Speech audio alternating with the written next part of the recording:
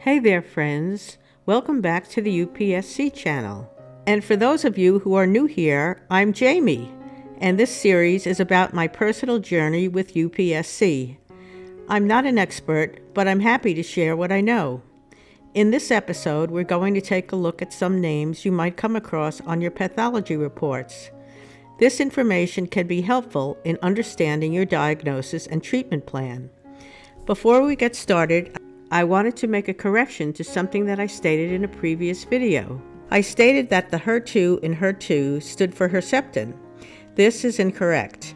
HER stands for Human Epidermal Growth Factor Receptor 2, and the name Herceptin was derived from the term HER2.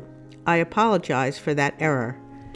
Since we are on the topic of HER2, I will add here that the HER2 test is a tumor marker that determines the number of copies of the HER2 gene or the amount of HER2 protein in a cancer cell.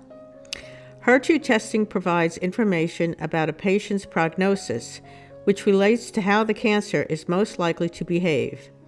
HER2-positive cancers tend to be more aggressive. HER2 testing also determines whether a patient may benefit from treatments such as Herceptin that is designed to target HER2 genes and/or proteins.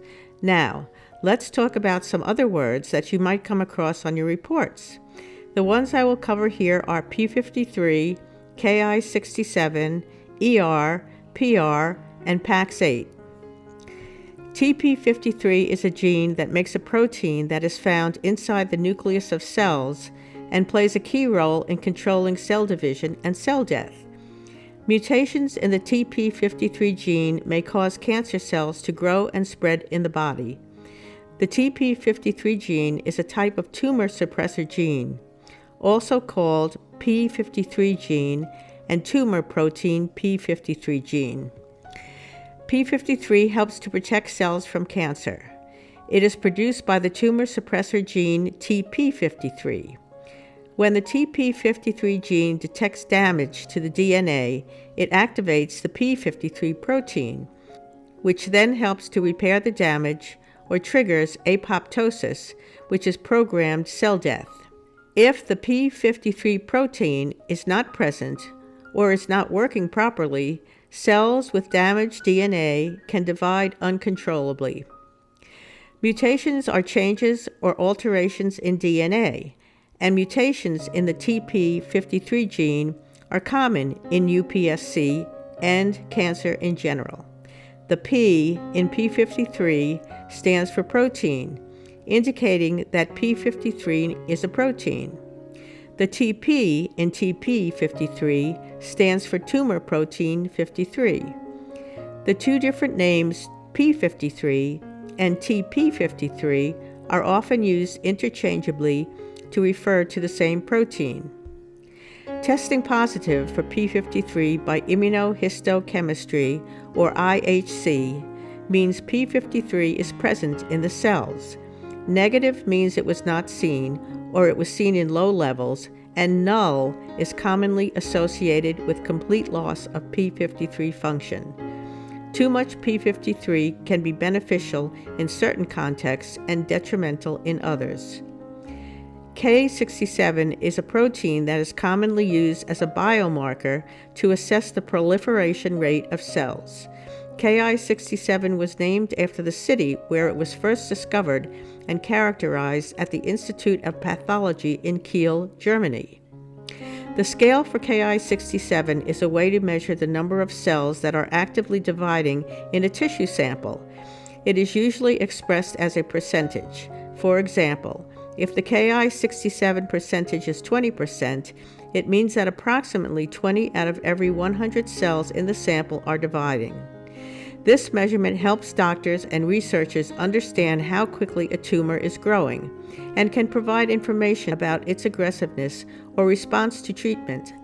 However, the interpretation of Ki67 results should always be considered in conjunction with other clinical and pathological factors. An ER and PR test is conducted to determine the presence or absence of estrogen and progesterone receptors. If the test shows a positive result for ER or PR receptors, It means that the cancer cells have receptors for estrogen or progesterone. In such cases, hormone therapy may be effective in slowing down the growth of the cancer cells. You may also see PAX8 on your report. PAX8 is a specialized protein that plays a role in the development of various organs.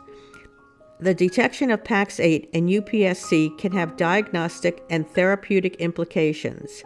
Immunohistochemistry, which is the method to detect PAX8 expression, can help pathologists in confirming the diagnosis of UPSC and distinguishing it from other types of endometrial cancer. There are other tests performed to help determine which type of endometrial cancer you have, its aggressiveness, and what treatments may be beneficial, but these 5 are the ones I hear about most often. Well, that's it for this episode.